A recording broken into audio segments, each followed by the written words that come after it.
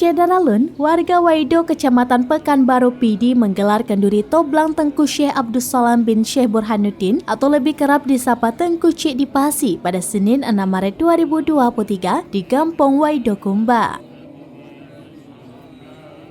Ketua Panitia Pelaksana Tengku Haji Said Muslim Al-Bahsin didampingi Tengku Imam Syekh Menasa Waido yang juga pemegang mandat Tengku Cik di Pasi, Tengku Haji Faisal Haji Ilyas kepada Seramnews.com mengatakan kenduri ini merupakan kenduri adat atau tradisi secara turun-temurun yang dilakukan oleh pihak garis keluarga Tengku Cik di Pasi yang telah berlangsung selama 235 tahun terakhir ini, yaitu sejak tahun 1209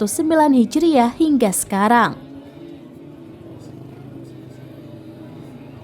Menurut Said Husin Al-Bahsin, kenduri tradisi turun-temurun keluarga besar Tengku Cik di Pasi berdasarkan surat pelimpahan dan penghargaan wewenang dari Sultan Iskandar Muda selaku Sultan Aceh kepada Tengku Cik di Pasi sejak tahun 1209 Hijriah tempo dulu.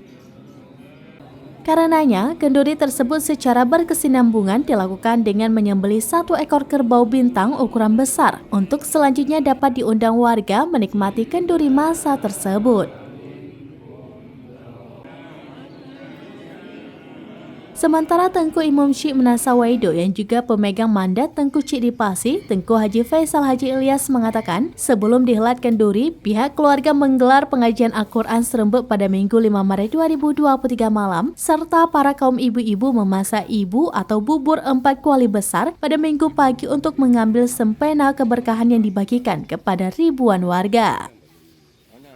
Ditambahkan, dalam kenduri hajatan 3 tahunan itu, selain mengundang ribuan warga, pihaknya juga turut mengundang PC Bupati Pidi, Insinyur Haji Wahyudi Adi Siswanto, serta mantan Bupati Pidi, Tengku Sarjani Abdullah, serta ribuan warga dari 2 kecamatan Pekanbaru dan Simpang 3.